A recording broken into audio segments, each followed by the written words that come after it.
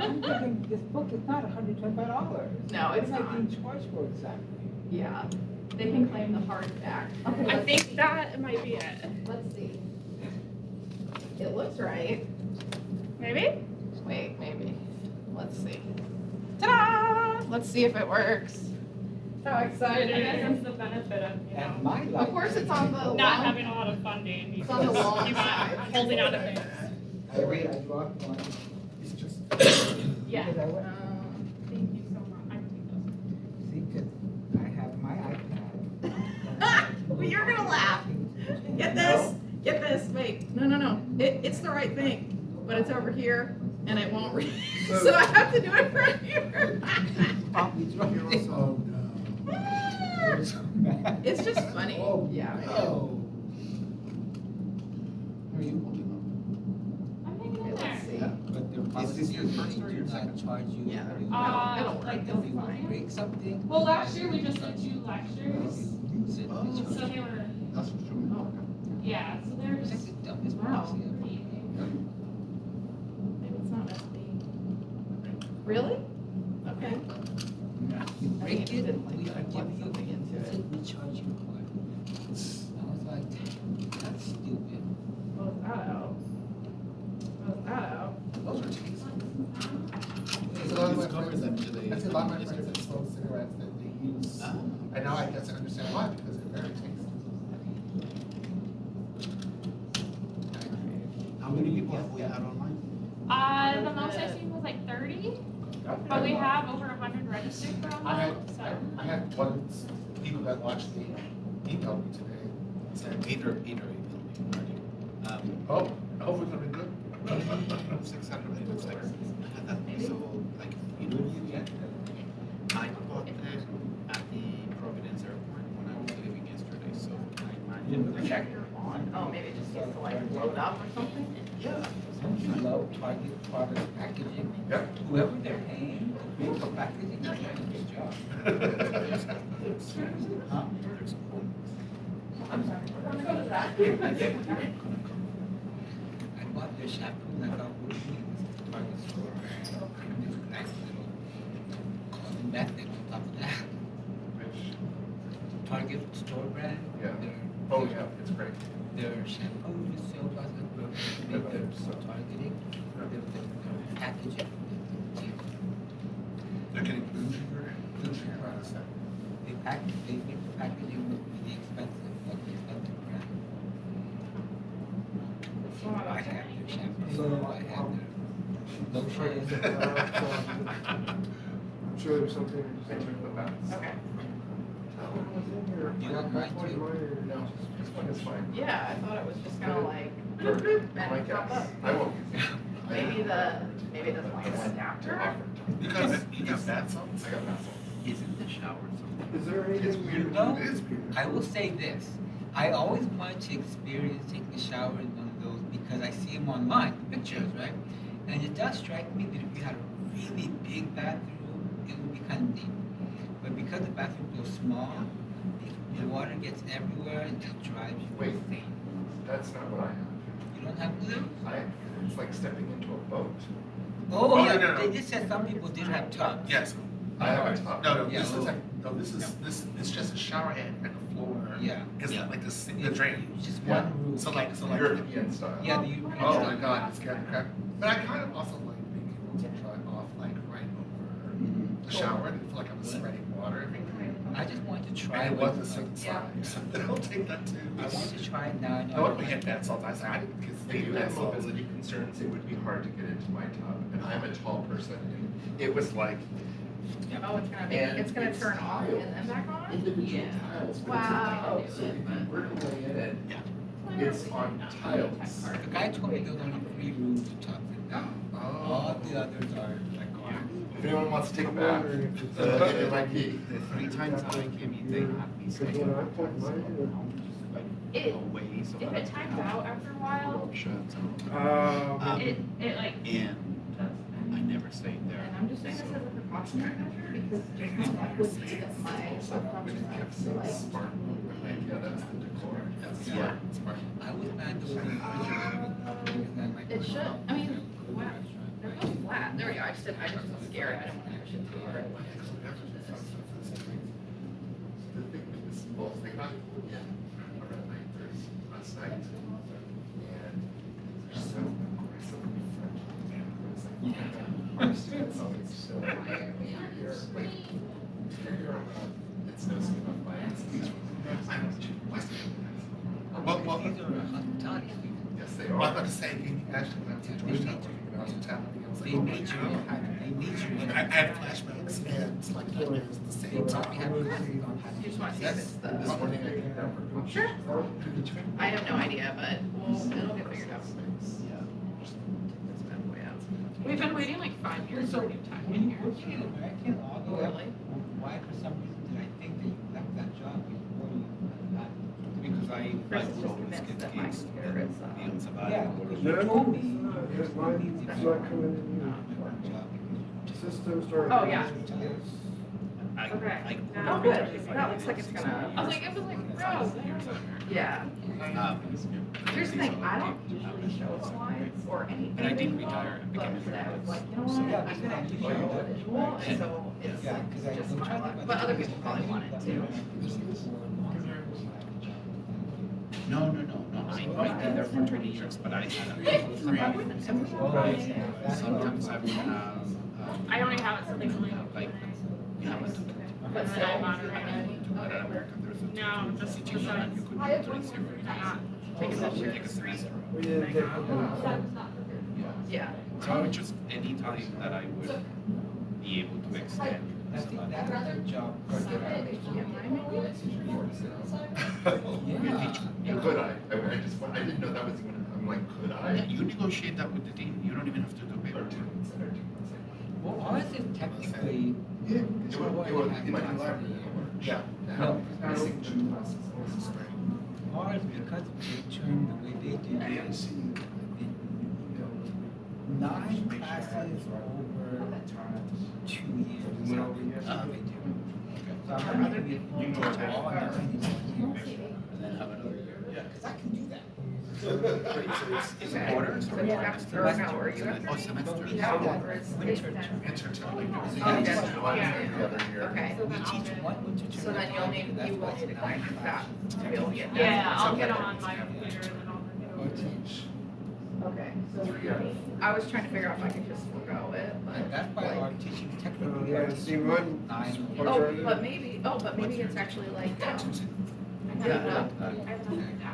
Ours is 2, 2.5. Ours is 9 over 2, 2, 2, 3. 2, 2, 2, 3. Or you can teach a half course. So when I was hired, I pitched that I would teach an interviewing course in the first module. And then when I got here, they're like, actually, we need you There we go. to There teach you go. Cool. And then this sort of thing. this is good to know what you're gonna use. okay, but is, winter's going. So, yeah. So I never did it. And I also taught half of it. I'm tempted to like, You do that I'm too. scared to like take And this we off have because. to make it That or one. only And to then- not to change. Is there a way to just do like a If blanket? I teach like a half term, I won't have to teach change on the next 2 times around. What's that? Oh, wait, maybe don't do it, so we don't, I would rather not, so. okay, I'm sure I could have changed the date of mine. maybe there's a blank, If one you blank page. lose mine, I'm sure I have a reason. There we go. I thought it was animated for a minute. I was like, Mostly? I don't know, I was just trying to get a blank page. Okay. It wasn't distracting from whatever Winter wanted to, you know what I mean? That comes from us. You know what I mean? There's plenty of time. to- Yeah. Okay, there we go, just gonna move that, so you can do your thing. Blank for now, as circling around, blank as I can get it, 'cause- glancing, yeah. Okay. No, I was not in the car at that time. Like, he was late, like, yeah, he was late. So I would do just that. I would have preferred that even. I was sitting in the lobby like, okay, so we never What I do with that water? like, literally, like.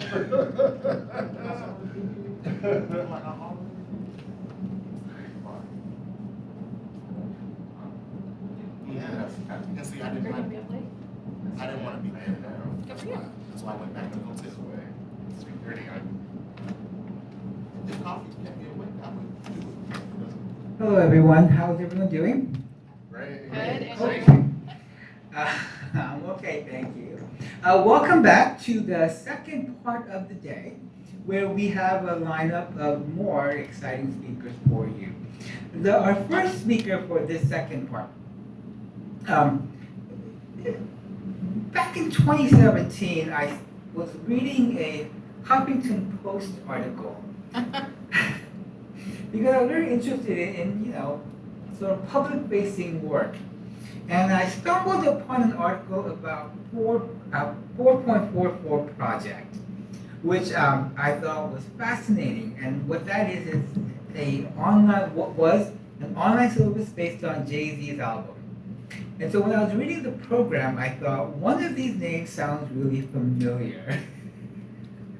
And I couldn't quite place it until I read the read the bio. And so imagine I was a little bit excited, and I thought, oh wow, that's really exciting for me to be able to see someone who did something that I found really interesting many, many years ago. It sort of like takes you back down memory lane. So today, our first talk is from A.D. Boynton, and they're a scholar of African American literary, visual, and digital culture. Can we do Vanessa first? Oh, okay. Sorry. Is it always set up that way? Yes. Well, then I have to give a different introduction. That was so kind, thank you. That was so kind. And I won't repeat that again. No, you should though, so that AD gets the whole. Yeah. You know, you should. You should. But I ran into, well, going back to Vanessa, I ran into Vanessa's work when I was kicking around the project that I really wanted to do. And I needed topics that was going to fill out what was, Gregor is on that project too, and I'm still looking for a publisher. It was going to be a collection of articles based on what I thought was gay people in unusual places, situations that were not unusual. So I wanted to expand what this meant to be sort of an everyday gay life, right? And I was looking for topics and I stumbled upon gay gang members.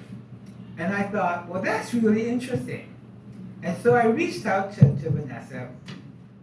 And I remember thinking, after our first few correspondences, how open she was to doing new projects and thinking about things in very interesting and neat ways. So I was very happy that she was also a part of this symposium. She is an ethnographer, a criminologist, a sociologist, and an advocate, and the author of this wonderful book, The Gangs All Queer, The Lives of Gay Gang Members. She is also the co-author of a great book, Sex Positive Criminology, which I find really fascinating. And today, I don't know, she's going to give us a new talk, yes? Yes. And so let's all hear a round of applause for Vanessa.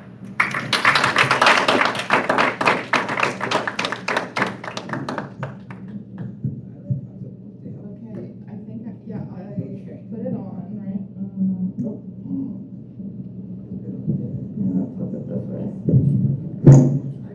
Okay, gender and fashion. This is designed for men's clothing that buttons on the other side. So isn't that sexist. Yeah, wow, okay. Sexism, thanks. The only woman on the panels, and here I am being, anyway. Subjected. Okay, there we go. Thank you. Okay, hopefully folks can hear me. We worked on getting some tech set up. Is that too close? Is that too loud? Okay, it sounds loud, okay. All right, let me be very ginger with this. Okay, oh gosh, so many accoutrements. All right, so yes, I am talking about something completely different today. Something I did for the first time. So what my paper is called We Will Win, What I Learned by Reading The Faggots and Their Friends Between Revolutions with a Queer Reading Group. This is the book, The Faggots and Their Friends Between Revolutions. But first, I just have some thank yous. I want to thank Dr. Chris Connor for the invitation and for including me. Queer futurisms is a really visionary topic. And speaking of visionaries, I also want to thank Dr. Hong, Dean Johnson, Elizabeth Newman, really helpful folks here, really kind. And it's also just really cool to be in a symposium with scholars whose work you read, cite, and engage with in your own work. So it's really cool. So as the title of my presentation references, I'll be talking essentially about my experience with a book club.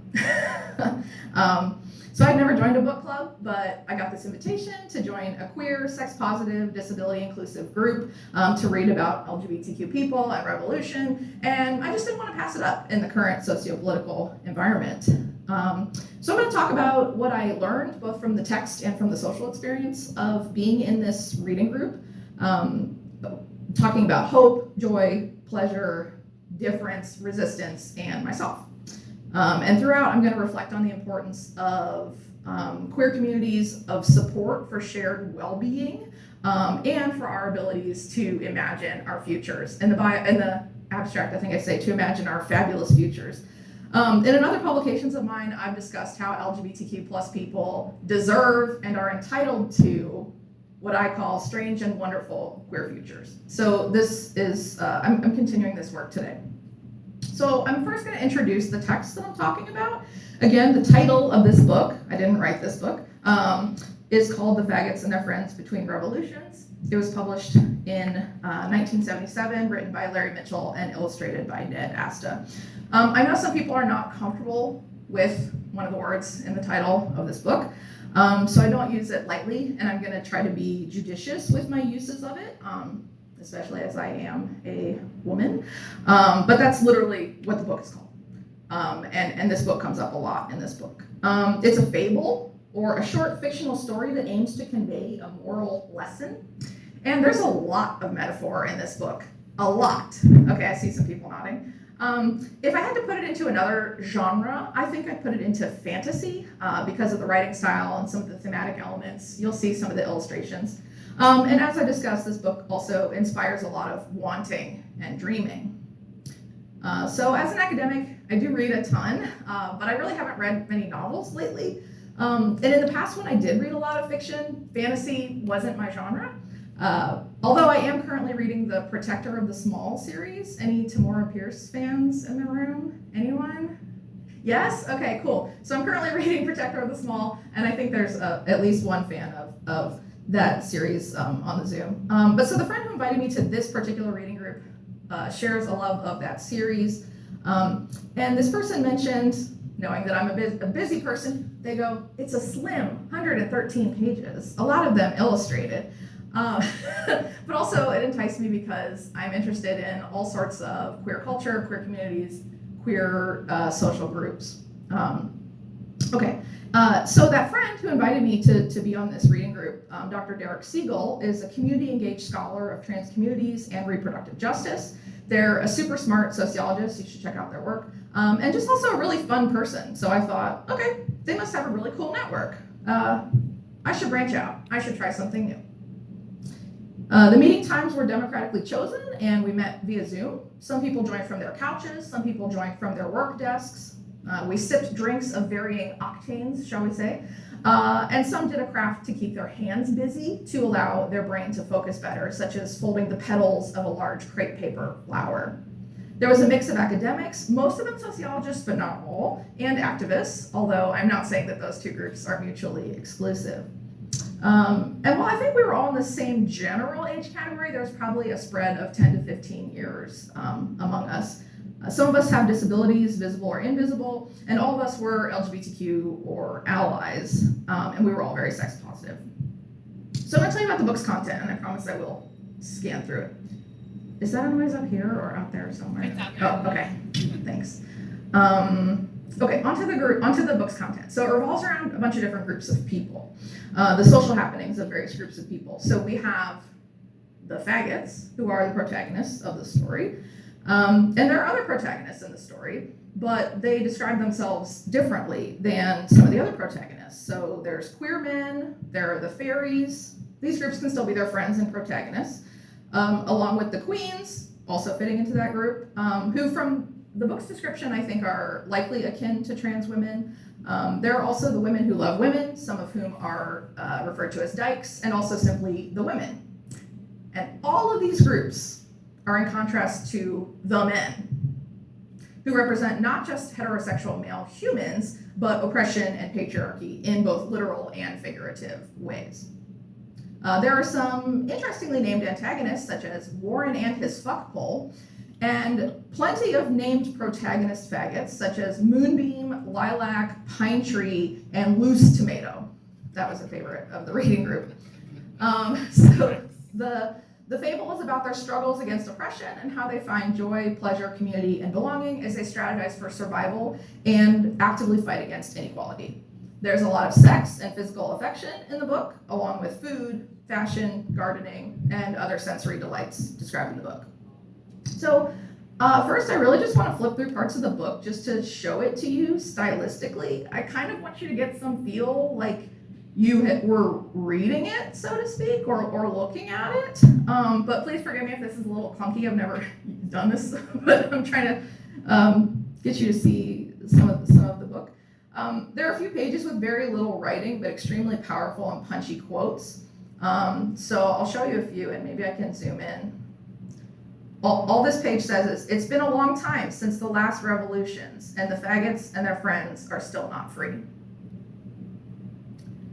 But we're going to keep scrolling to some others. I'm going to scroll through some of them a little quickly. But you see what I mean? Some of the pages are quite short. So we have some sections called Faggot Wisdom. And I want to show you one particular. Sorry, I didn't realize it might have that effect here. Sorry. Oh, sorry, it didn't catch up. Give me 1 second. Like I said, this is a new, there we go, okay. Faggot Wisdom. There is more to be learned from wearing a dress for a day than there is from wearing a suit for a lifetime. I don't know if y'all can, like I said, this is sized a little differently than I thought it was gonna be, I apologize. But yeah, so there's more to be learned from wearing a dress for a day than there is from wearing a suit for a lifetime. There's also a number of sections that are, and more illustrations throughout, sections called Women Wisdom. So I'm just gonna read a couple excerpts. The strong women told the faggots that there are two important things to remember about the coming revolutions. The first is that we'll get our asses kicked. The second is that we will win. The faggots did not even know what winning meant. So they asked the strong women, and the strong women said, winning was like surviving, only better.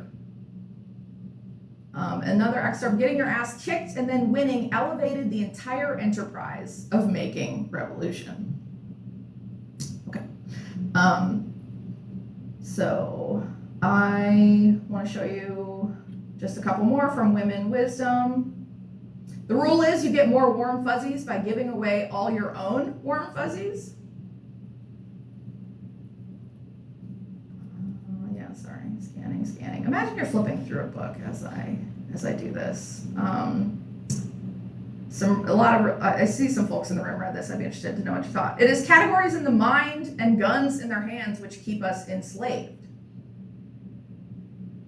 Again, there's a lot of metaphor in this book. You could say they're referencing one thing versus another. We got to keep each other alive any way we can because nobody else is going to do it. So these are some of the messages in this book.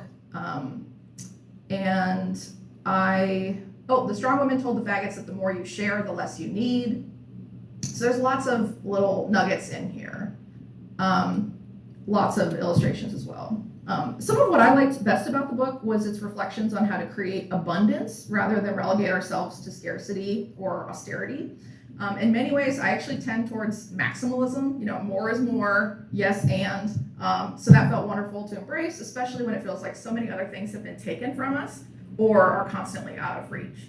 So abundance, not scarcity.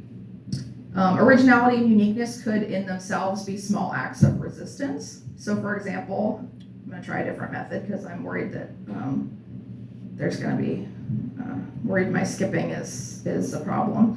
But I wanted to show you the actual text, right? I mean, thinking about archives, thinking about these kinds of materials. The Women Who Love Women wrote a song for the faggots. It was called Anything You Do That the Men Don't Like Is Okay by Us. I love it. love it. Anything you do that the men don't like is okay by us. As the energy of the women grows and the energy of the faggots and their friends grows, the men begin to lose confidence in their ways. That's good. That's good. That's a good message to read, right? Okay, and then in one more for you before I come back to some reflections. The queens display infinite weirdnesses to the world. For them, style is the path into the unique self, and so to transcendence. They long for everyone to reveal themselves wherever they are. So again, originality and uniqueness could be in themselves small acts of resistance. Difference is to be celebrated, as the book reminds us in all caps that it takes all kinds to make a revolution. I want to land on one of these photos so that you can have it in the background while I talk about some reflections. Okay. Yes, I have all these notes to myself. Go to page 81, settle on this drawing. What was shocking to me, though, was how timeless the events in the book were. How something that was a problem then is still a problem now. There were discussions about how the faggots were always in some kind of trouble, and the examples were about their relationships with institutions, like with churches, or with the military, or with schools. One of the protagonists had been sent by his parents to what the book called the mind butcher, who gave him electroshock therapy. Nowhere in the book do they use the phrase conversion therapy, but that's obviously what's being referenced. And some of the faggots were even interned in what they called camps for undesirables. That could have a lot of references throughout history, right? There were descriptions of sick gay men being tended to and cared for by women who love women when queer people had been abandoned by the men. I remarked to the group that I saw what I believed was a reference to lesbians caring for gay men during the AIDS epidemic and how I appreciated it, because that story of allyship and community care is often not told. And although members of this reading group agreed with me, one of them reminded me that the book had been published in 1977. So before the AIDS epidemic. I had forgotten that, and honestly, if you were to give this book to someone and ask them when they think it was written and published, I would not be surprised if they wouldn't even get the decade right. I didn't. And I'll give you a very specific example of this dynamic in this book, and it's making me think of Gregor's presentation earlier about history being foretold. I have it highlighted so that I can find it. Okay, here we go. Every morning, Mildred Munich pores over the book of insults that the men compiled for just such situations. Every evening, she appears in front of crowds of stone-faced, tight-assed lookalikes who scream as she shouts the insults of the evening. The faggots and their friends are called sick, sinners, liars, traitors, seducers, perverted, weak, silly, and ugly. A little further down the page, the faggots and their friends fight knowing they will lose. 140 days, and the neighbors and the colleagues and the families and the men's money and power and Mildred Munich's hate speeches make, through legal means, the faggots and their friends illegal once more. I feel more like my old self already, Loose Tomato exclaims. Heavenly Blue thinks being illegal is better. When we were legal, they called us every dirty name they could think of. Now maybe they'll shut up. Lilac, who had been thrilled to be legal, now has to agree. We can get on with our subversion, he chuckles as he eats a mushroom. I guess, Pine Tree muses. We know now that if the men give you anything, you get nothing. If we want it, we got to take it away from them. The men give you, okay. So, this book foretold the future by telling a story about the present and the past. It reminded me that although the specific contours of our struggles may differ in 2026, the core issues are the same. And while that's depressing in itself, I'm comforted to be reminded that something else also remains the same, the fact that we'll get through it together. So I want to return to talking about the social experience of the book club, reading, thinking, processing, and dreaming with and in community. So more than once, I expressed something vulnerable. I shed a tear or two, and I was thanked for sharing, and specifically for being vulnerable. And I wasn't the only one. It felt safe to feel something raw and voice it among supportive queer peers. I've learned in my life that with loved ones and allies, while boundaries are fine and healthy, walls, not so much. And more than once, someone had a reflection or a revelation that hit me like a ton of bricks. These tended to be about belonging, or the flip of that, rejection. We know that belonging is so important for well-being. We know there's a loneliness epidemic among adults. We know that tech has tools to unite us, but often we use it to isolate ourselves. And specifically among queer and trans people, we know that belonging is a protective factor against a lot of things: depression, self-harm, dropping out of school, and it leads to people being happier and more confident. So what a delight it was to process feelings against this backdrop of hope, right? Feelings about oppression, feelings about revolution, when the backdrop is hope. My peers also used active listening techniques via their body language to validate each other, such as this, a sign of agreement and encouragement used among queer ballroom and drag culture, or this, applause in American Sign Language. Feeling deeply understood is a magnificent feeling. Empathy is one hell of a drug. Participation in the book group every few weeks brought comfort and regularity. So as an academic, I'm really good at homework. I would do whatever I could. Yeah, I'm really good at homework. I would do whatever I could to make the meeting. So I taught a class until 7:10 p.m. I would leave the class. I would put my earphones in. I would log onto the call immediately. I would walk to my car listening. I would get in my car and drive home. I would get into my house listening, and I would get on my laptop when I was there. I didn't want to miss anything. One night when my home's internet was on the fritz, I actually used my entire month's data plan by using my phone as a hotspot to beam it to my laptop so I could join the meeting, because I was like, I'm not missing that. I did have more data. It was just super slow for the rest of the month. What'd you say? I said period. Yeah, that's how you know it's serious, right? Use your data to join the call. Even the place where I took the calls from changed over time to reflect my increased comfort. So instead of joining from the place where I usually take Zoom calls, which has a piano in the background with a Tiffany-style lamp, a vase of Lego flowers, and other colorful touches, midway through the book, I started taking calls from my couch with only its light teal velvet and white window blinds in the background. Because I felt like I didn't need to curate a space as part of my self-presentation, because I was actually bringing myself to the meetings. So now, while I recommend this book, it's not a perfect one. There's reflections on race, class, and disability are pretty absent from the book, despite these being critically important in the experience of oppression. I focus mostly on gender and sexuality. We critiqued this, we raised discomfort with the book, and sometimes constructively challenged each other's interpretations. Some of us, including me, also thought the book ended on sort of a nihilist note, which was actually kind of disorienting. Nihilist meaning like nothing matters, you didn't achieve anything. And we were like, what? What the heck? We got to the end. But that's okay. Maybe it's just not yet done. The work continues. But luckily, the book club had ideas every meeting about how to press forward in the current socio-political moment. Sometimes the conversations were quite broad in scope or consequence, such as about capitalism, prison abolition, white supremacy, and other times they were more direct, like what we were doing to care for ourselves and each other while we pressed on doing the work of revolution. So I want to circle back to the "we will win" quote as my closing thought. This resonates with a lot of people, many people in the book club and activists who wrote a preface to a more recent printing of this book. So what does it mean to win? Well, according to the women, winning was like surviving, only better, right? So what did it mean for the reading group? Queer liberation, sure, but what does that mean in our day-to-day lives? What does it mean to be free? Our group had shared our goals and aspirations. So many people's aspirations had to do with sex, relationships, and pleasure.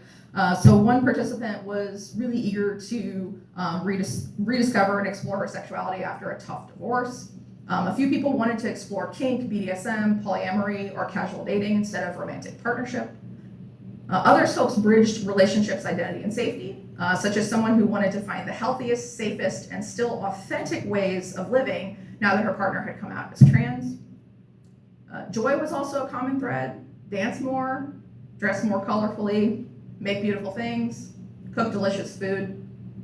I thought it was wonderful that several people said they wanted to be more silly and goofy. They said they wanted to embrace what the book called the ritual of outrageousness. And other goals had to do with emotional lives and how we navigate the world. For example, say what I'm feeling. Give myself more grace and forgiveness. Be gentle with myself and others. Be present.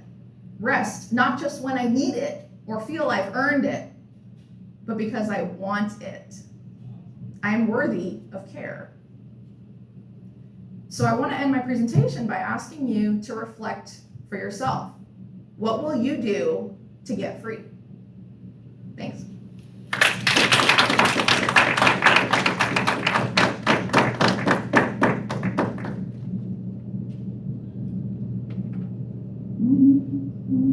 Where's the other one? Thank you. Here, let me. Okay. Okay, here it is.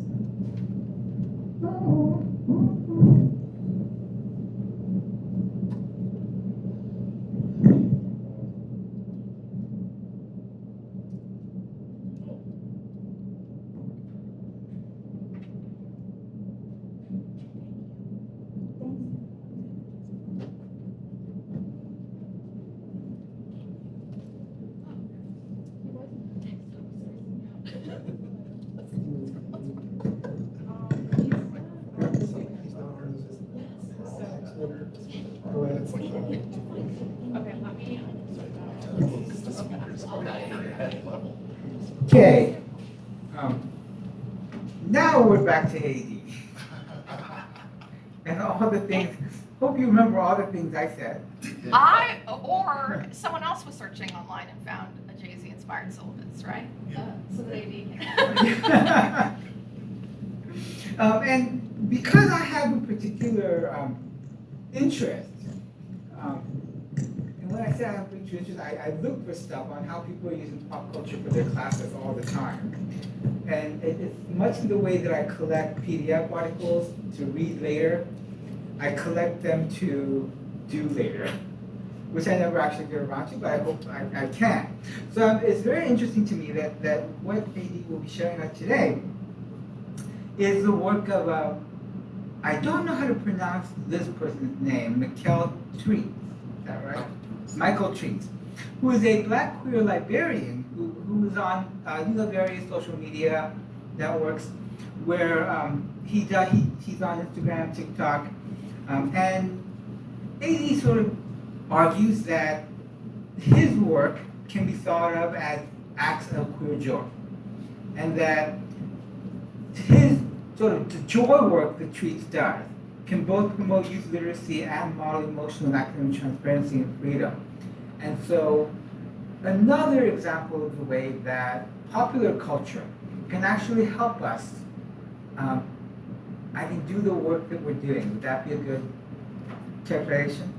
And so without much ado, like a game show host, come on down.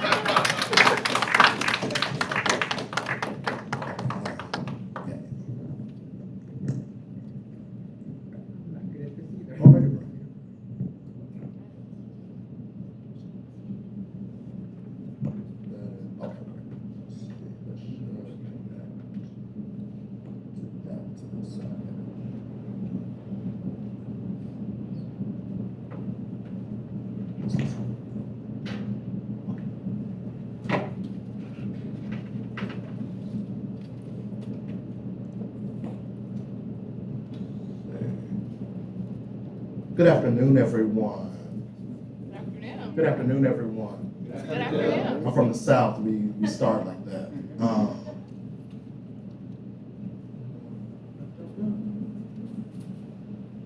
Let's see.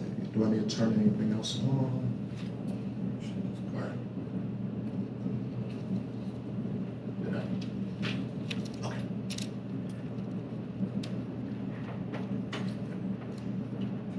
Look at her.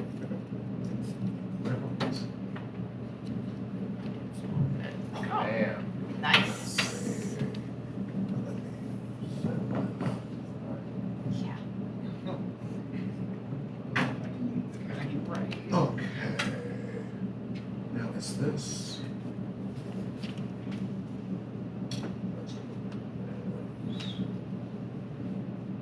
So that you all can see.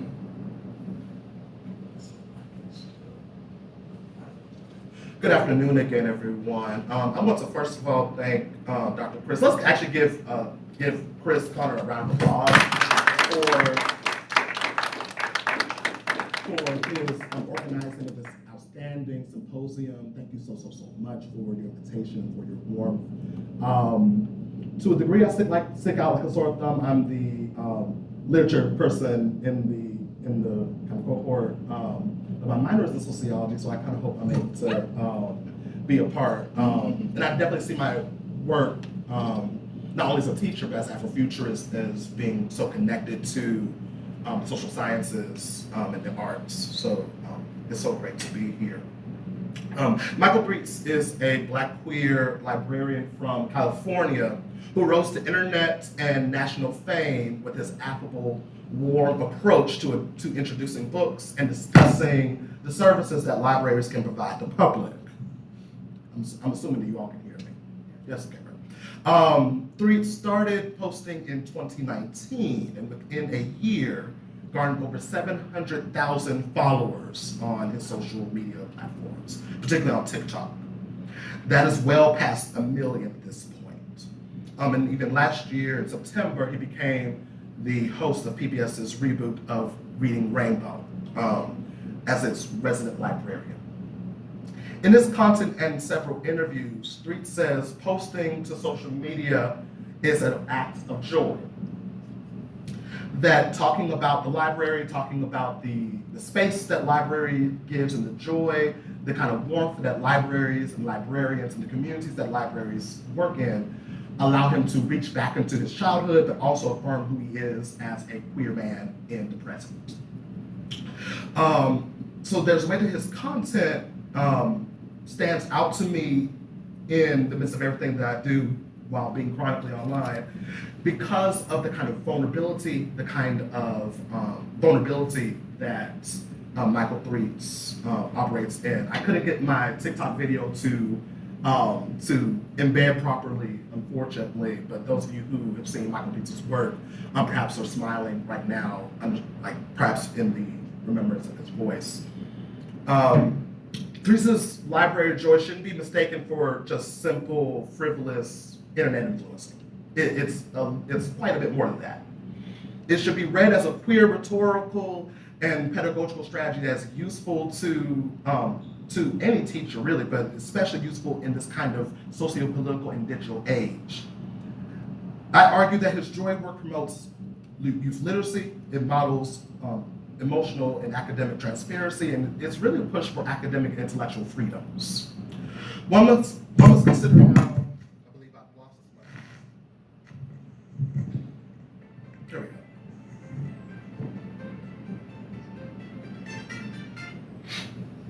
One must consider how Breitz' content operates against and around a social media landscape and algorithm that does not favor Blackness at all, doesn't favor queerness, and certainly doesn't favor Black queer content creators.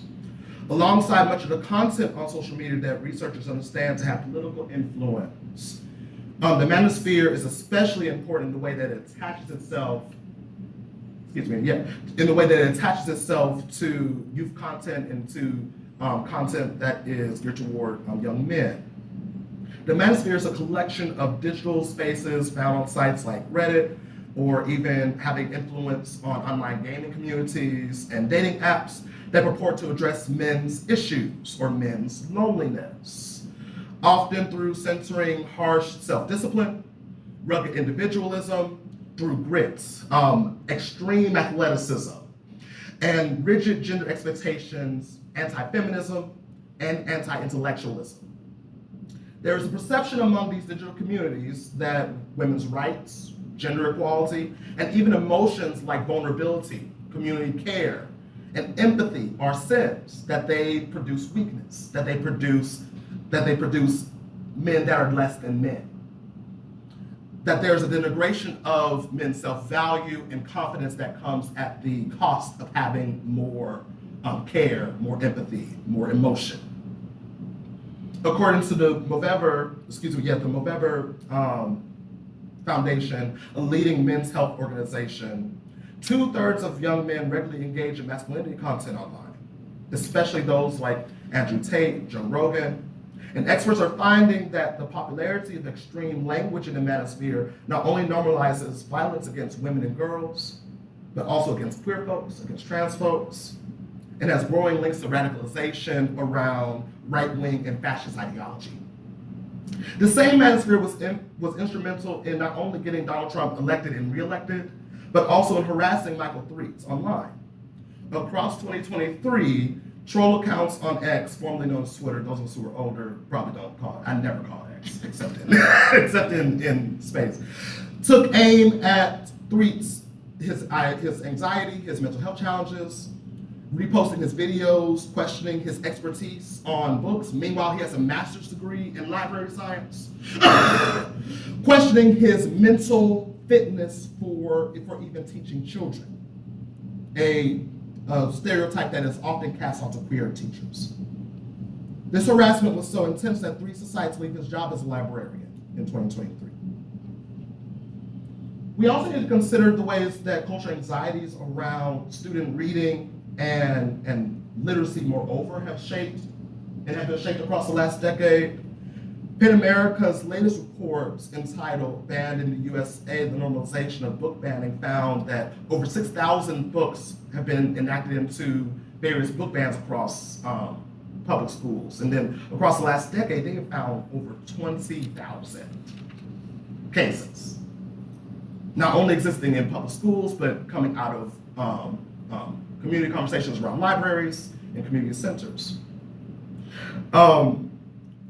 Right-wing organizations like Moms for America and Turning Point USA have worked tirelessly across the last decade or so to ban books, seemingly on this premise that they are only about racial and gender ideology, that they will corrupt children. They believe that they are fighting a critical race agenda, a trans agenda, a radical liberal agenda. And because of this charge that they're operating up under, books authored by women, by people of color, by queer folks are extraordinarily targeted. So Beloved by Toni Morrison, The Bluest Eye by her as well, All Boys Aren't Blue by George F. Johnson, Fun Home by Alison Bechdel are often destroyed and erased completely on school curriculums and even targeted in school libraries and community libraries. And I know that I'm on college campus. I don't want to at all present kind of this mystification that, oh, that's only happening in public schools. That's only happening. Literally this past semester, Plato was banned from a graduate level philosophy course at Texas A&M University under this premise that the application of Plato's work around race and gender could, again, corrupt these graduate students. So considering that kind of rhetorical scene, I'll say, Threets' advocacy and transparency should be understood as disruptive. That the joy that he's asking not only the viewers of his content, but also those of us who participate with libraries who are into the freedoms that intelligence and that academic freedom provide us, that there's something quite queer about the ways he's asking us to advocate for our intellectual freedoms. We need whimsy in a world that is asking us to be hardened, that's asking us to be rigid about who we are and about what we can do. We need much more joy in a world that's stricken with famine and war. So Threets' embodiment of library joy is, again, not just frivolous, it's not just asking for fun in the midst of fire. It's actually pushing for us to be much more radical and much more intentional about the ways that we build communities, and about what we believe about books and about literacy. Shifting cultural conversations around literacy and academic expression and integrity and freedom are very, very necessary at this point. And it can not only be the work of librarians. I was talking earlier at lunch, a few of us were, that librarians are the heroes that we have in our society. And it's not just them. Teachers and anyone who's working with youth have to take this stand at this point to say, hey, like, if we're going to have a society that is for freedoms, academic and intellectual freedoms are a part of that. That if we're going to be a society that is about equality, that access to reading, access to information is a clear and core part of that. So I want to end there, and I thank you also so much for this I know that there will be more conversation later to connect us all. But thank you so much for your time.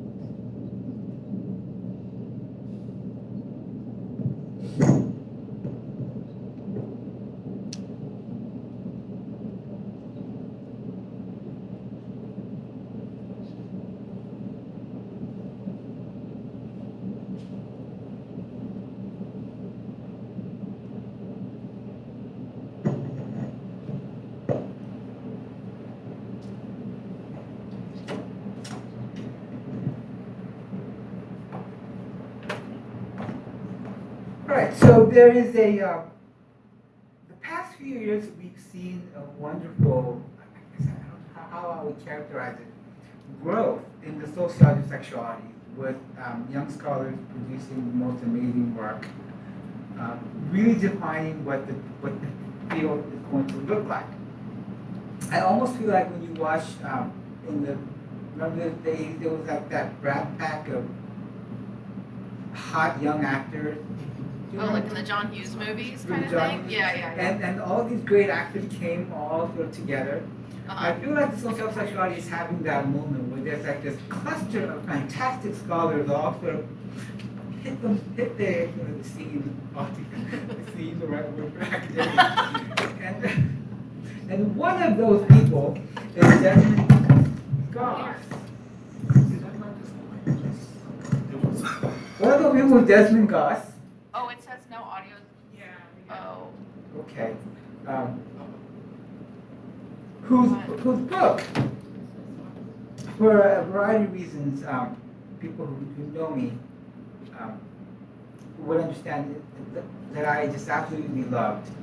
The book is called Race and Masculinity in Gay Men Pornography, where Desmond talks about the way that race influences how performers are cast and depicted, how sort of race impacts the type of masculinity that one gets to perform in these type of movies, and how race itself sort of structures the porn industry in ways that are deeply embedded in the structures of sex and sexuality, I guess. And today, Desmond will be talking about a sociological futurology of sex and sexuality, which sounds to me pretty kind of amazing, right? I don't know what it's about, but it sounds really kind of interesting to me. And so I'm very excited that they will be joining us, hopefully, yes, if technology will cooperate. Are they there? Desmond, are you there? That's just me listening to the screen. Okay.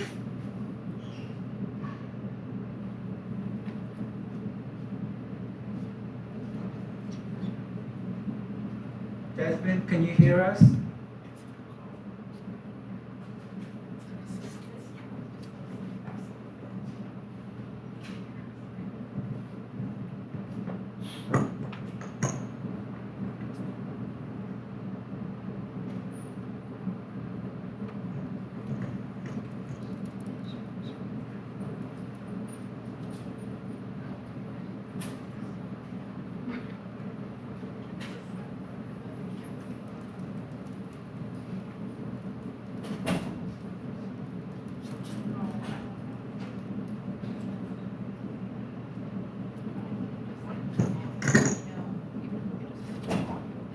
Okay, there we go.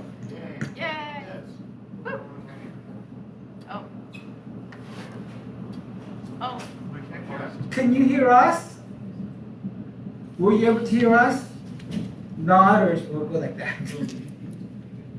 You can hear us. We can't hear you. Okay. I think we can fix this.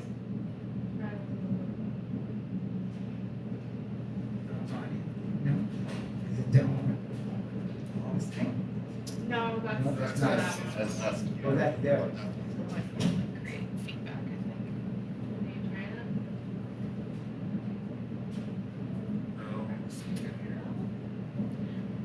But we want to. We want to. Hold on.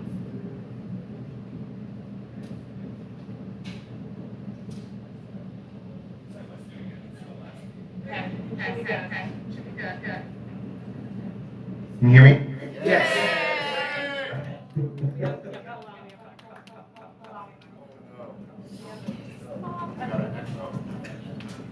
Is it because we turned start? Good to go?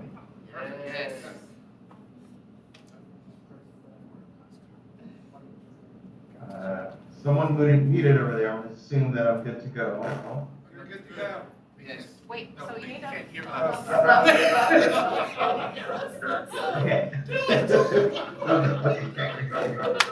Okay. Thank you all. Someone really does not want me to present. I was supposed to be there at person, and my internet literally went out at 4 on the dot. Okay. Is this one over here doing something too? No, that's streaming to YouTube. Yeah, it's not that. This is miraculous that we can even do this.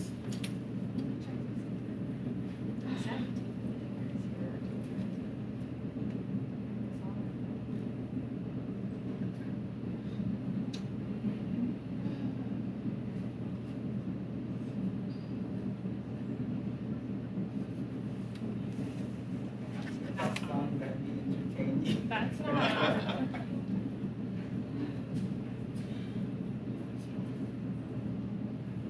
Okay,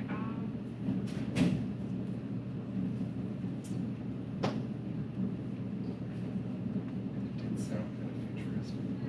Yeah. That's true. It was like a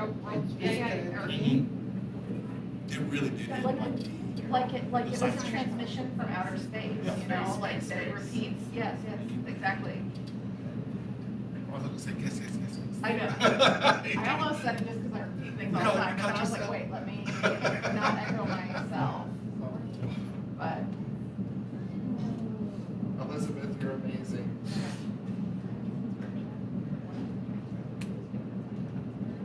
It must be the room audio. it might be the. Echoing. Because I don't have anything Ooh, I don't know. Do you think it was unplugged? Oh, no. Look, this is We unplugged that. So then, isn't And then you would stop it from my now the chairperson? That's, yeah, I had that and then it was echoing really bad. So. So let me unmute this. Because it says chair nods. This. Because I wasn't verbalizing things, and now with her, It's like she's like. This shows.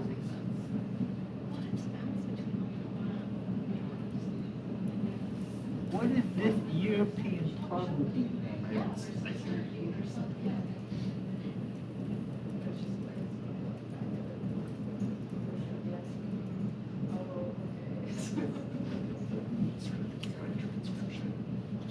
You interrupt, sometimes it doesn't catch the new speaker.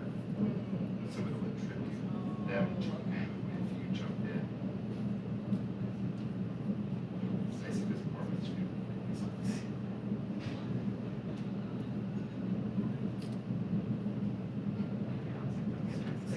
Students.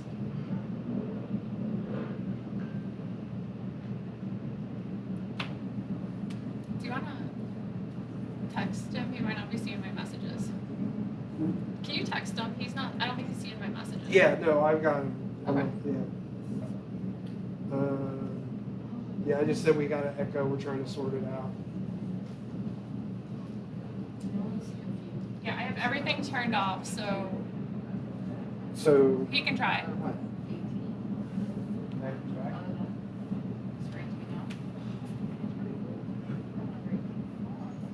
Good? Yes. Yes. Oh, no. All good? Who's us though? I don't think it's us. Is it? Yes. You have to be quiet. Okay. Thank you. Yeah, okay, I think we're good. Okay, see thumbs up.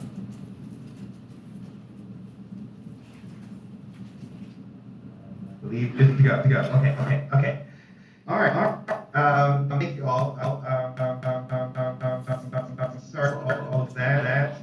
Since we're behind on time, I'll skip all the pleasantries and get right into it. So I first reviewed the evolution of queer discourse.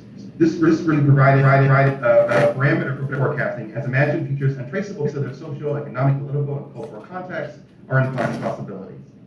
Next, I formalized a model of sociological futurology by combining the forecasting tools of horizon scanning and futures code.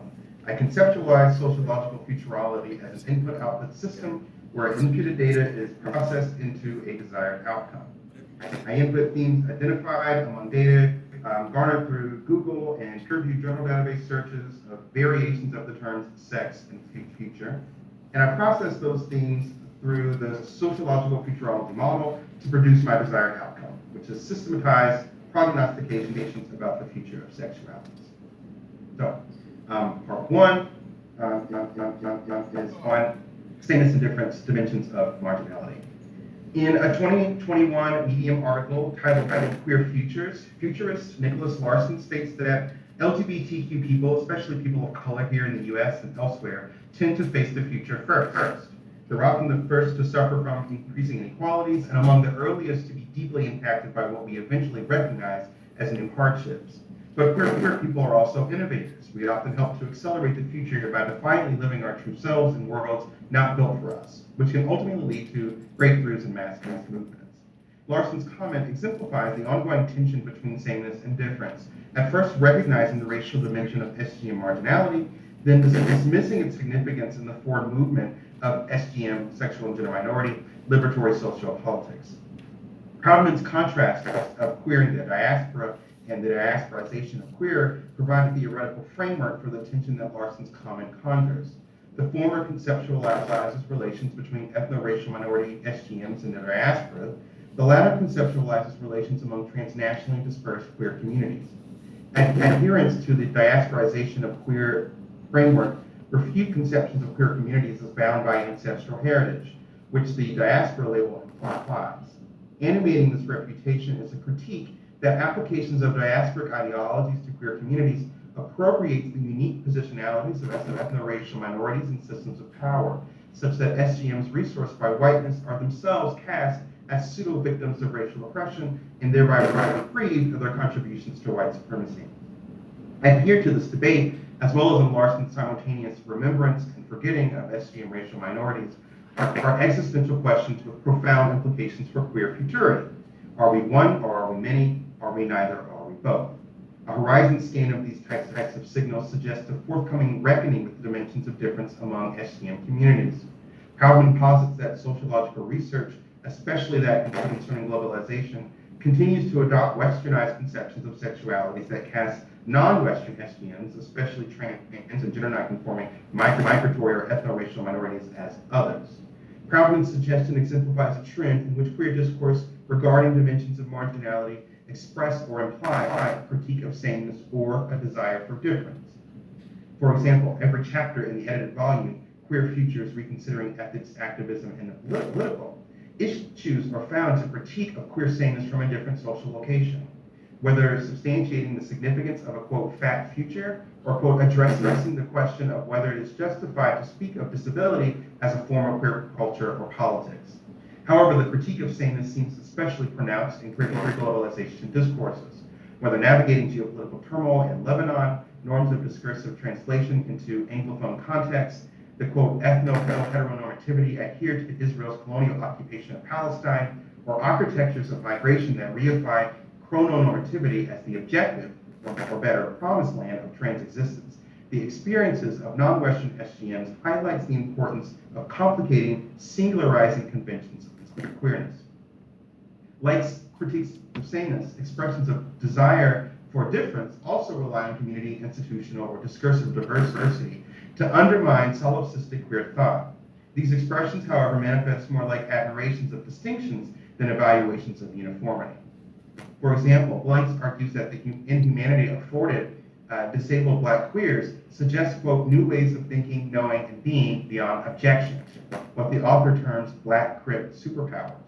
Reflecting on their analysis of ads featuring homonegative heterosexual men searching for other heterosexual men to engage in, quote, dude sex, Ward first, quote, marvels at the suggestion that the ads were anything but gay, but later self-chastises for being so invested in owning as queer a cultural space that is so decidedly intent on identifying with heterosexuality. Like others here, Ward rejects queer inclusionary politics founded on sexual object choice, instead positioning sexual culture as the epitome of sexual categorization and self-identification. In non-Western and transnational contexts, desire for difference functions as an anti-colonial positionality, shaping, for example, the experiences of gay Mexican men migrating to the US via Carrillo, SGM navigating Islamic authoritarianism in neoliberal Turkey, and African gender refugees fleeing to South Africa for asylum.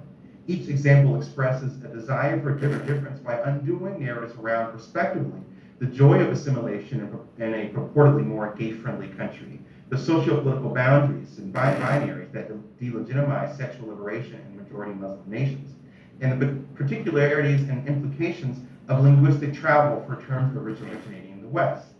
Yet there is an incessant simultaneity of critiques of sameness and desire for difference and analyses of dimensions of marginality. For example, Dean suggests that a, quote, Black queer homolectic can interrupt the reproductive futurity of Black liberation movements. Like gay cholos who embody queer working class Latinidad, or the suggestive titular punctuation marks of Johnson's Black period, queer period, Southern period, woman period. Dean's proposition suggests a preference for situating intersectional social locations right up to the point of merger, but never beyond.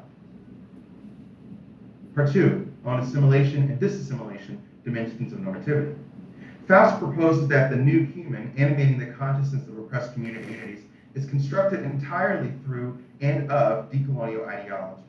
In other words, an anti-establishment stance characterizes the relationship of the subaltern, like SGMs, to the state.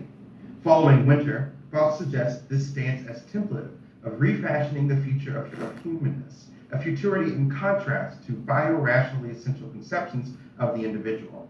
This suggestion embodies both an assimilatory and disassimilatory regard for normativity, and that it grounds liberation as process as movement away from hegemony, but only toward a new monolith of marginality, what Fanon might call wretchedness.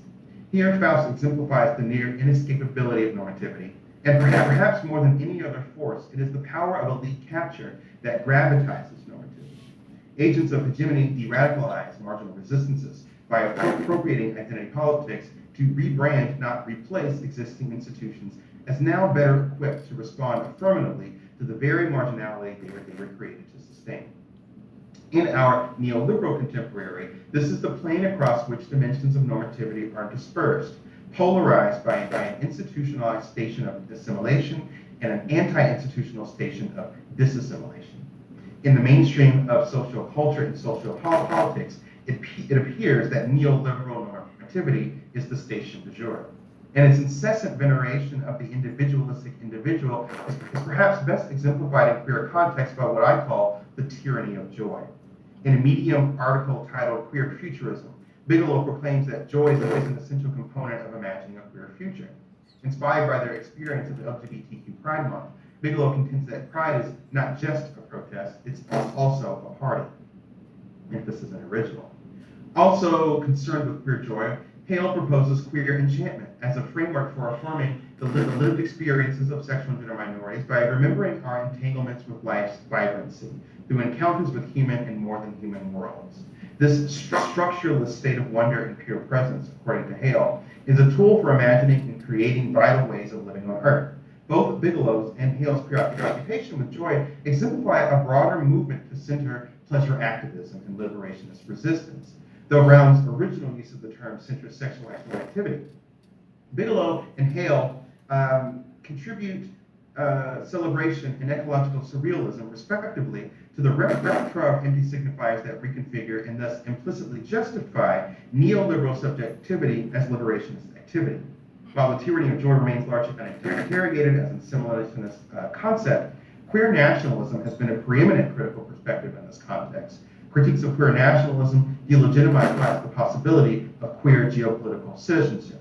For example, in Sorting Sexualities, Vogler demonstrates how the state constructs sexuality via legal rational control. Here, assimilatory queerness is rewarded with the objectification of subjectivity that validates a normative personhood, while queer otherness is rendered unintelligible.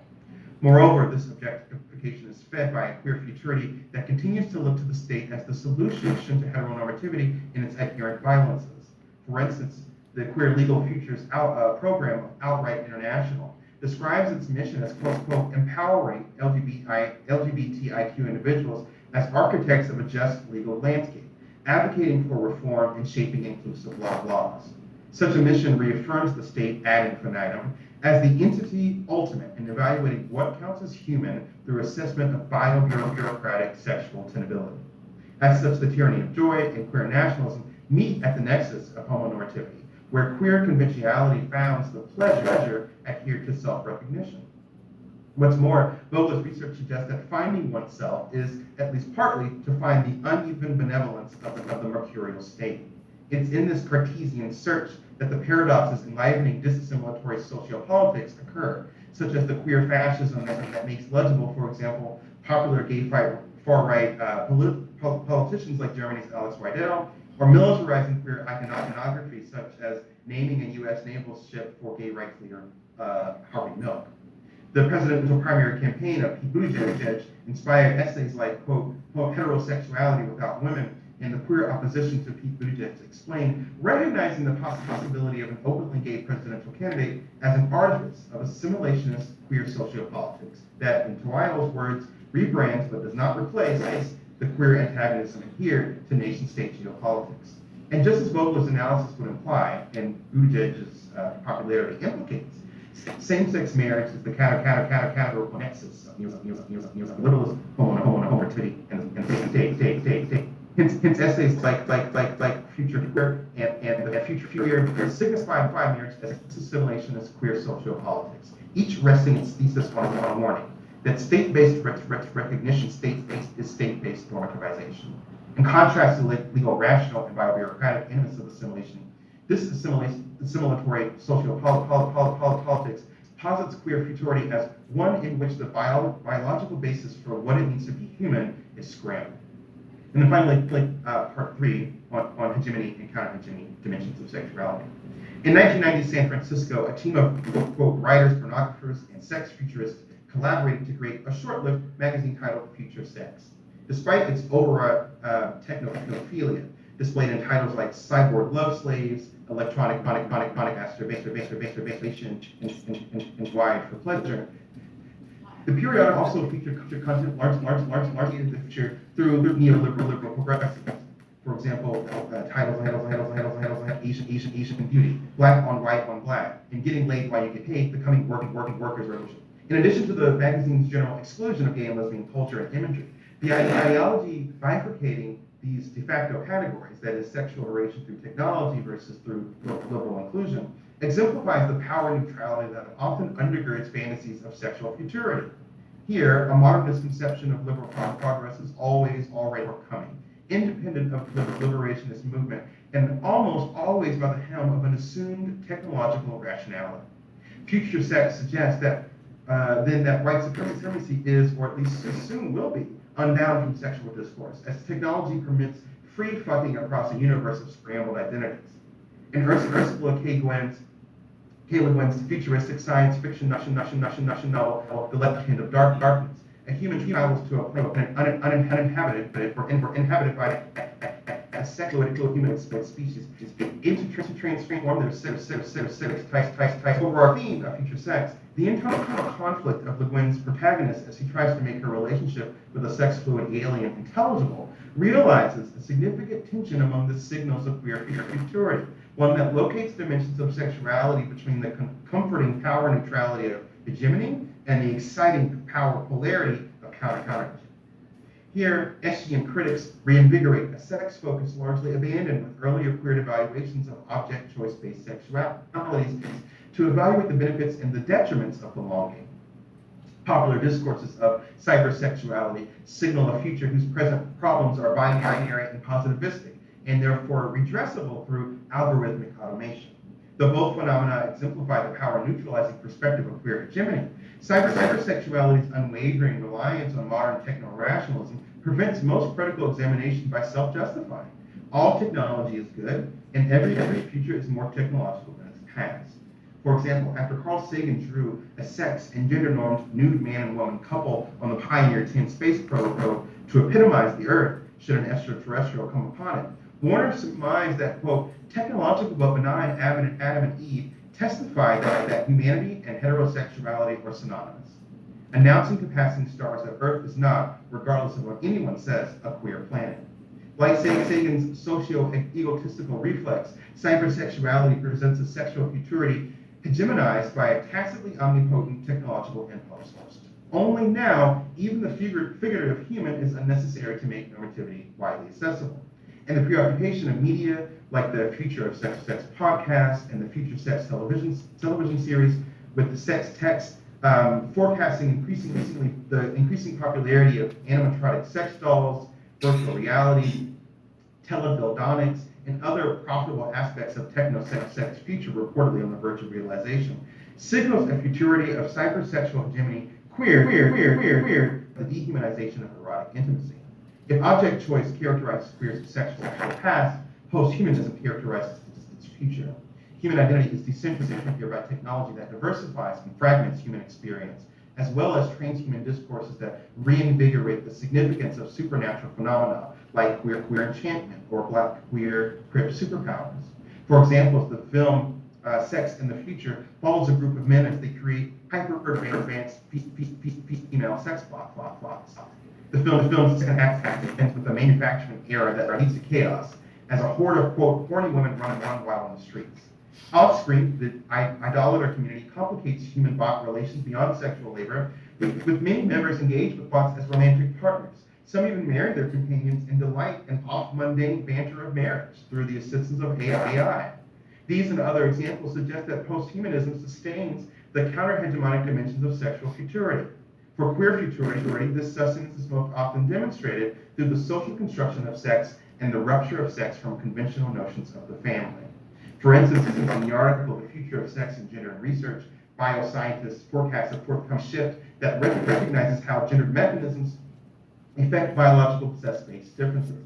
Similarly, in pieces like Queer's Final Frontier, Our Queer Future and an Asexual Path to Get There, and Impossible Futures, Gender Hacking as Queer and Racial Futurity, the social construction of sex is presented as both outcome and impetus for utopian queer futurity. Unlike hegemonic orientations, these forecasts do not claim queerness as desired new normal, but instead posit a future in which this new normal is altogether antithetical to normativity, or as one user puts it, this is the location where gender will end as a concept. Counter-hegemonic queer futures also require dissociating sexuality from the practice of biolegal family. Whether polyamory, sex work, or chemsex, these non-material contributions issue alternatives to the pronatalist concerns of conventional hegemonic futurities. In a way, these signals implicate the family as the ultimate holdout against the post-humanist influence over the sexual futurity that consolidates the dominance of cyborg sexuality. What's more, counter-hegemonic takes on queer futurity suggest that post-humanist cyborg sexuality actually remains quite human. The sex bots of the future, for example, are still female, they're still marriage material, they're still controllable through cis-heteropatriarchal norms of interrelation. The only post here is a technological rendition of traditional heteronormativity. In Brave New World, Earp et al. Cautioned that forthcoming advances in bioanatomical science may make possible a high-tech conversion therapy, where cognitive facilities can be medically manipulated to de-queer sexual desire. The implications are intriguing, but so too are the presumptions found in the research question itself. In this post-human cyborg sexual future, queerness remains cemented to sexual activity remains a moral imperative, and both queerness and sexual activity remain tethered to bioessentials. I'll stop there. Thank you, and thank you for everyone who worked on fixing the tech issue.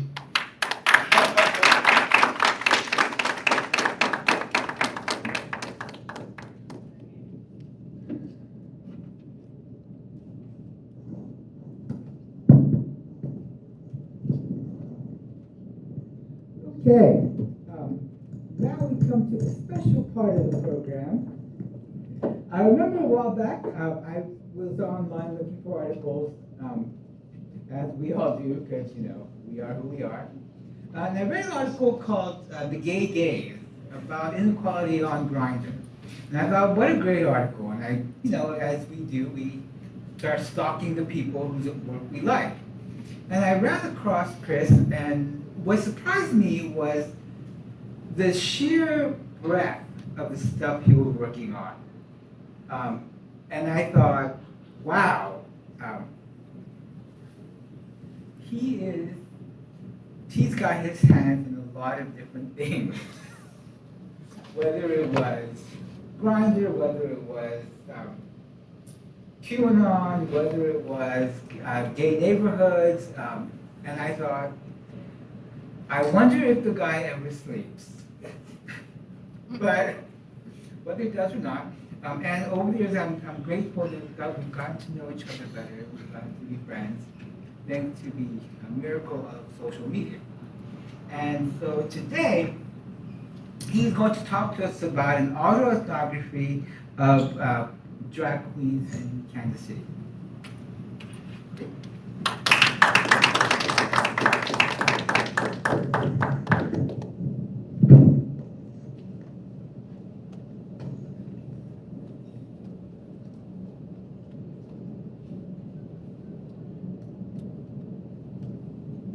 Apologies. Let this be a reminder to anyone doing event planning that you should always build in extra time, which I fortunately had the foresight to do.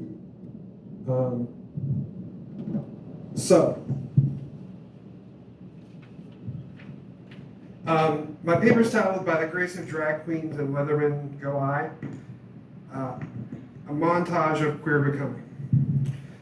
So first off, thanks for staying all the way to the end to those of you who came to both sessions, to those of you online. A few notes before I begin. The people at James Madison who have seen all of my talks over the year, I kind of created a triptych of academic performances. A standard sociological research on crime, an archival historical analysis of queer life, and today, my first attempt at an autoethnographic performance. I wanted this last talk to capture the reflecting that I've been doing and what the archives have meant to me as an individual, but also its larger importance. I modeled this presentation off one that I saw Norman K. Denson perform, who is still the only academic that I've ever seen get a standing ovation for a paper. And one of the greats who helped me early in my career before he died. I don't expect applause or anything like that, but I hope you can just appreciate what I'm trying to do here. My talk is followed by a drag performance based on one of the most moving pieces I encountered as a student living in Las Vegas when my two boyfriends took me to see it. And I think it will complete the performance metaphor I'm working through here. I'm also inspired by prolific authors like James Baldwin and others who somehow managed to turn their life into something of a sociological study, or at least a reflection of queer life. I'm also, fair warning, I'm going to maintain my composure as best I can, but autoethnography moves between emotion and theory. And I'd be lying if I didn't tell you all that I did a lot of crying while editing this paper. Also, like any performance, I'll leave it to your imagination and perhaps conversations at the hotel bar to figure out which parts of this are true, which are exaggerations, and if you give me a glass of wine, I'll probably spill my guts. So, with that, away we go. Postmodern theory teaches us that life moves through fragments, and the self is situational, ongoing, fragmented, and ever evolving. And so, this story moves the only way it can, through fragments of my life. Indiana as formation, Las Vegas as expansion, Topeka as trauma, Columbia as redemption, and Kansas City as a return. Not a straight line, but a series of scenes, rehearsed, broken, and remade. Denson teaches us that montage is how we represent lived experience when linearity fails, how truth arrives at sensation, contradiction, memory, and through a pastiche of different moments of our lives. Murray similarly understood that lived experience was just as valuable as sociological insight, and that queer communities often know more about the world than those who profess to study it. This year, as I've been reflecting on the Murray archives and what they mean to me, I realized in all of my different eras, only two constants remain: the presence of drag queens and leathermen. Those who helped me find acceptance in an otherwise cruel world. They're two sides of the same coin. They perform queerness in both hyper-masculine and hyper-feminine ways. In some ways, drag queens are our mothers, filling us with wit and charm, and leathermen are our father figures, teaching us the importance of brotherhood, community, self-acceptance, discipline, and expression. Long before I existed, leathermen and drag queens helped shape queer life through resistance, performance, and survival. From Stonewall to local uprisings, their histories remind us that queer life has always been both fragile and defiant, and often relegated to the margins. Moreover, the sociologists C. Wright Mills and W.E.B. Du Bois remind us the importance of history in shaping personal biography. One is born into a world not of their own choosing. My montage begins behind Talbot Street nightclub, Indiana's largest gay club, home to the Ladies of Legends. Every night the drag cabaret ended the same way. The MC would shout, "If ladies can look this good, there's no excuse for an ugly woman." It was camp, comedy, misogyny, cruelty, all eliminating the truth that gender was never natural, only performed, even if to expose its fragility. I was an out-of-place goth kid with more eyeliner than belonging, and it's here that I learned the craft of what Fiona Bucklin calls fabulousness. These queens became my first teachers, showing me that identity isn't discovered, it's rehearsed. That the self is something you try on, refine, discard, and perform again. It's a core sociological concept that we are all bricoleurs constructing our identities out of the dustbins of the roads we've walked. Each Halloween in Indianapolis, local leathermen host one of the largest parties in town, the Bag Ladies Bus Tour. It's here I learned that sisterhood and brotherhood are two sides of the same coin, and that the best of our culture exists not in the mainstream, but at the fringes. Most importantly, I learned that queerness, community, and festivity extend well into the twilight of our lives. It does not end at 29. While we can't reclaim lost time, we can live each second we have to its fullest, a lesson I'm relearning again and again. If contemporary masculine identities drew upon the Wild West for their performance, as Denson illustrates, then the drag bar is the queer camp sequel. Drag queens are trailblazers, myth makers with mascara instead of six-shooters, a sociology of resistance. Exchanging masculinity for sophistication, charm, and wit, they give our community grace by teaching us how to be our best selves.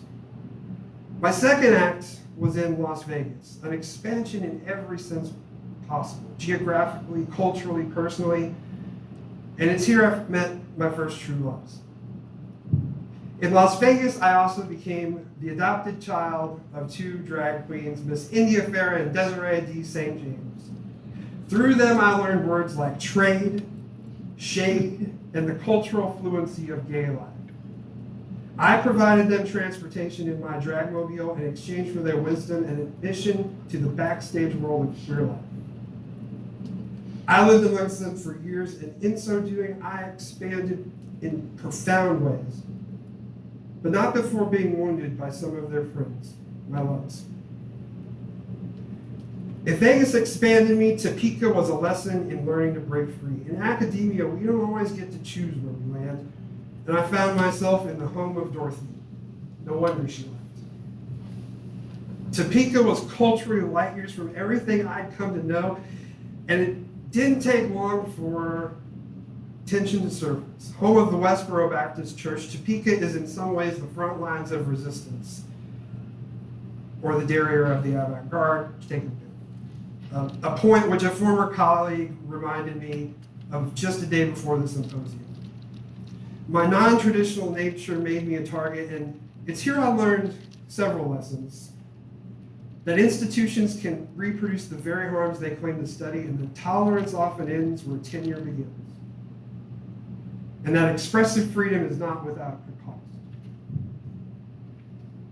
Topeka taught me what Denson meant as crisis by method, the ethnographic moment where one's own life becomes data. It was an embodied sociology, my life becoming data, and examined life whether I wanted it or not.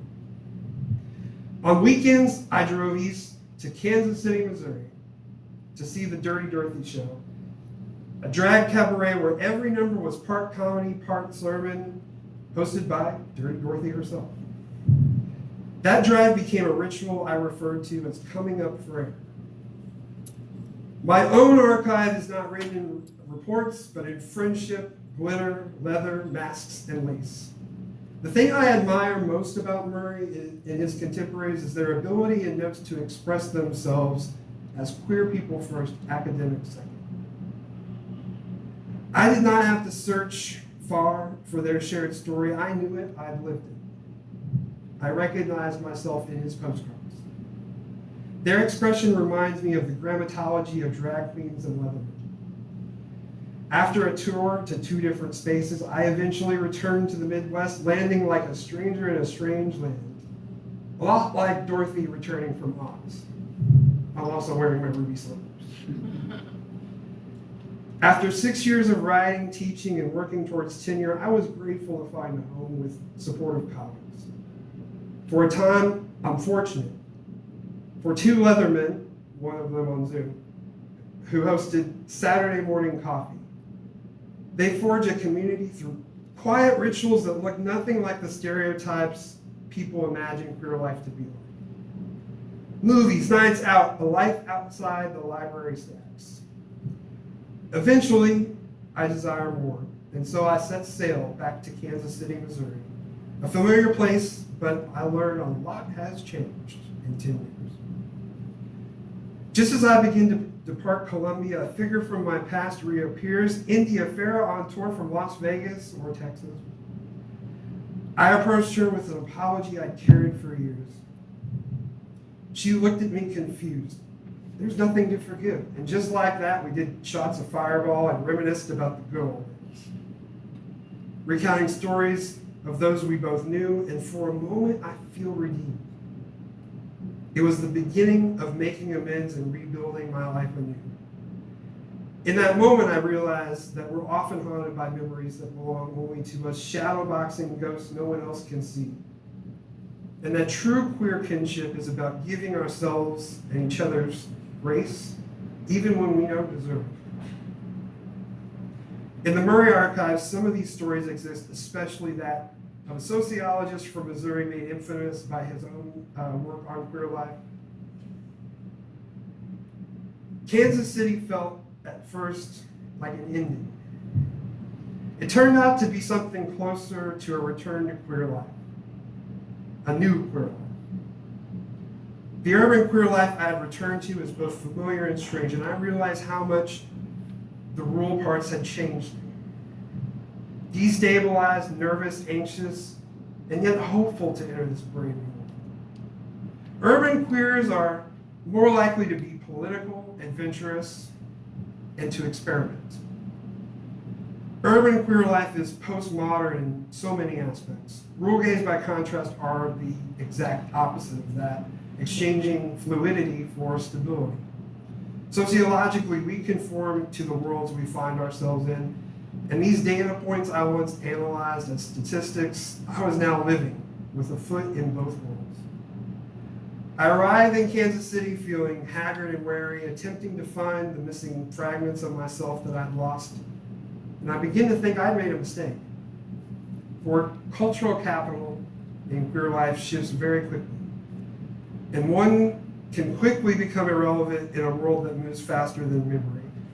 Until one night, a blue-eyed, red-haired drag queen takes me by the hand and says, "You're classically handsome." I laughed it off. That's the first time anybody's ever said that to me. Surely you jest. My name's not Shirley, but you can call me Chris. Well, Chris, maybe someone should have told you that sooner. Cooley's looking glass self tells us that we gain our sense of self from the perceived reflections of those around us, and I begin to see myself anew. Outside of drag, we talk not about sex, but about what had been lost during COVID. Eye contact, touch, recognition, and something shifted. Not desire, not romance, recognition and kinship, true brotherly love, and the fragile, fleeting sense, the grace of being seen. It's a theme within the Murray Archives that I quickly pick up on. He was a man with an extensive network of friends the world over, and I sense a feeling of pride walking in his footsteps in the library stacks. In the months that followed, I meet other Kansas City natives, singers, dancers, guitar players, clarinetists, and a chance encounter with a masked man one Halloween night who teaches me about the masks we wear and about patience, acceptance, discipline, and the power of the camera to change how we see ourselves. He reminds me that there's power in narratives and that we can create even amidst the chaos of our lives. Ours is a queer relationship rooted in love, kinship, kismet, trust, ritual, and the fragile work of believing yourself once again. Through him, I learned that performance extends beyond the stage, that identity, desire, and language are all forms of interpretation, and that grace is not always spectacle, but in the small, tender moments. A warm embrace between lovers, a glance from across the gym room, a kiss on the dance floor, a public display of affection on a bridge, in art or in film, and in the time spent after the more erotic moments of our lives. Looking back, this pattern feels all too clean to be accidental or coincidence. Indiana as formation, Las Vegas as expansion, Topeka as trauma, Columbia as redemption, and Kansas City as a return. Not a linear path, each place reshaping the lives. Denson believed sociology could be a moral act, that ethnography, when done with care, might transform both the writer and the world around them. Murray believed that queer life was an archive, that even the smallest gestures of connection deserve exploration and preservation, including insults. His archive and works remind us that the best sociology happens when we live our life to its fullest. When we embrace both aspects of our lives, professional and queer, and when we stop hiding who we are from the world. And so, by the grace of drag queens go I, by the grace of those who came before us, whose archives remember us when we cannot even remember ourselves. By the grace of drag queens and into the warm embrace of Leatherman, I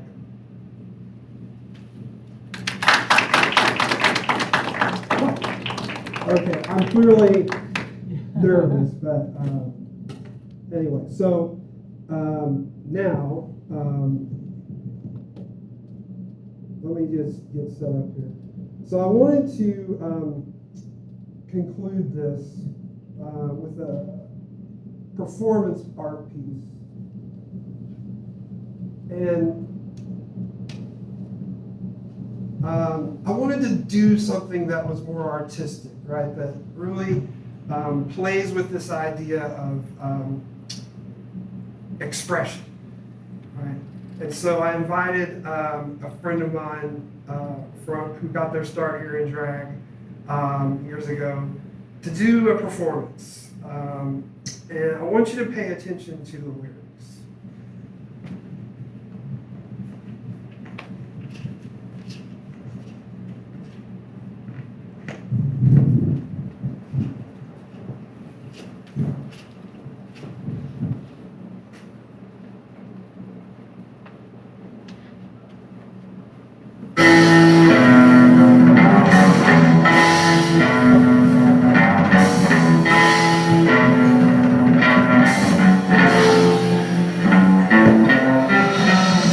My mom and I, we live alone.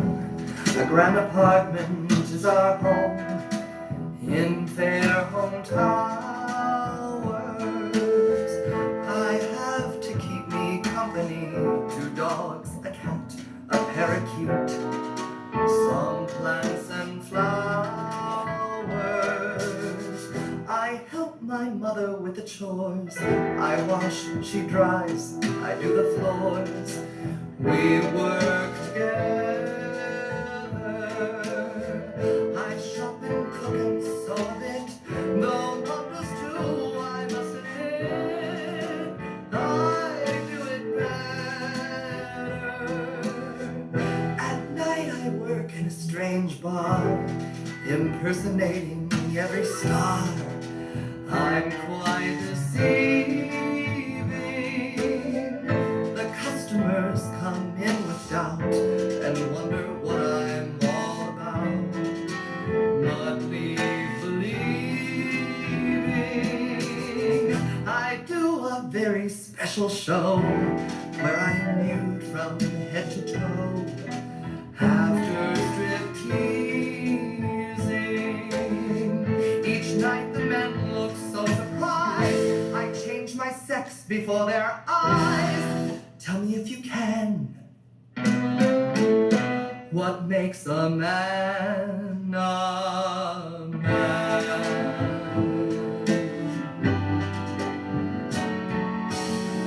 At 3 o'clock or so I meet with friends to have a bite to eat and conversation.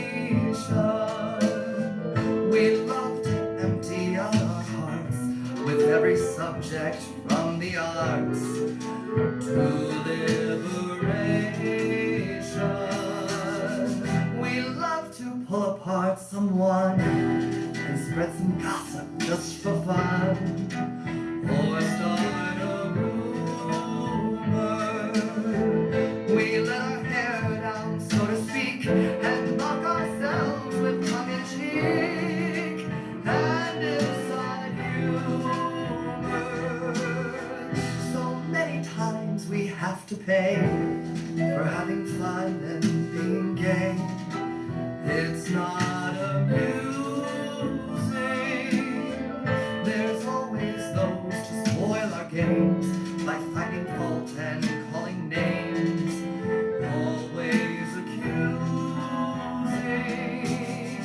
They draw attention to themselves at the expense of someone else. It's so confusing. Yet they make fun of how I walk and imitate the way I talk. Tell me if you can. What makes a man a man?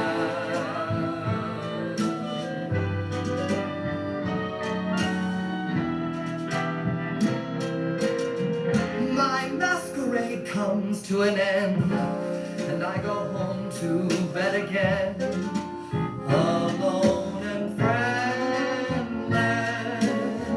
I close my eyes, I think of him, I fantasize what might have been. My dreams are endless. We love each each other, but it seems the love lives only in my dreams. It's all one-sided, but in this life I must confess the search for love and happiness is unrequited. I ask myself, what have I got of what I am and what I'm not? What have I given?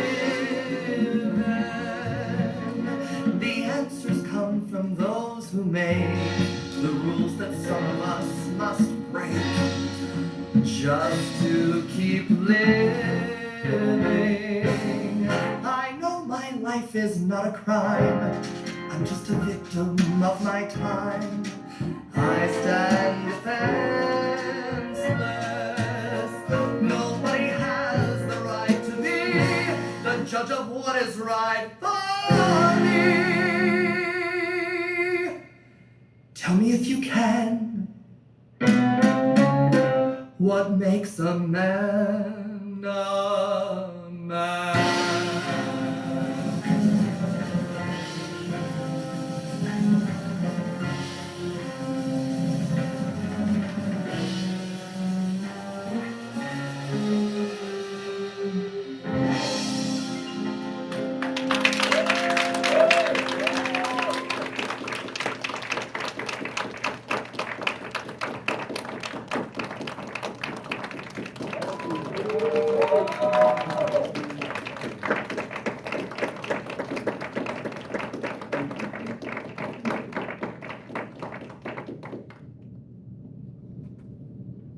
Right. We have a little bit of time for some questions or comments or observations or praise. Observation, that was awesome. Yes. I've never cried in drag before, but I did. There's that. Good, yeah. It was an amazing performance. I was gonna say, like, thank you for everyone that spoke. It was really refreshing to come to the symposium as like an engineering major and so many like engaged in like fascinating topics, and I think they are important. How Yeah. So I think that STEM and like sociology are very separate, but really like everything is intertwined in some way. So it was just very refreshing to come to this space and hear everybody like discuss like topics that I'm always interested in that don't get the opportunity to in my field. So. Thank you. Any other comments?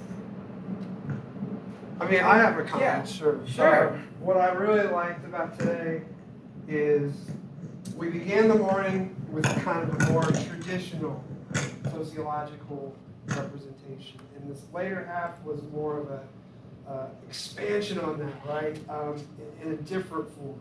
And I really liked how all of our papers talked about the emotion, the experience, the changing the narrative's boundaries, all these things. And honestly, this couldn't have worked out any better.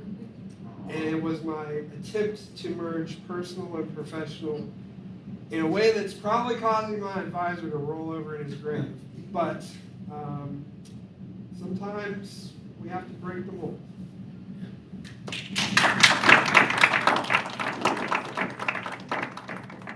And also many thanks to James Madison College for having us all here. And it's always kind of a treat for us to get to see each other as well, since we do live and work in such geographically dispersed places.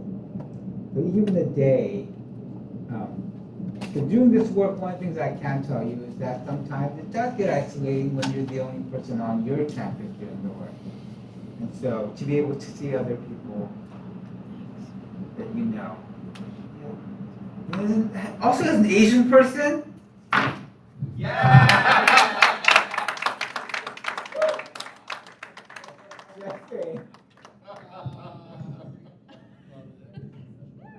thank you all. Thanks for coming. And if people think of other questions or comments later, all of us are very findable Yeah. via the internet if you want to And if email you us. Google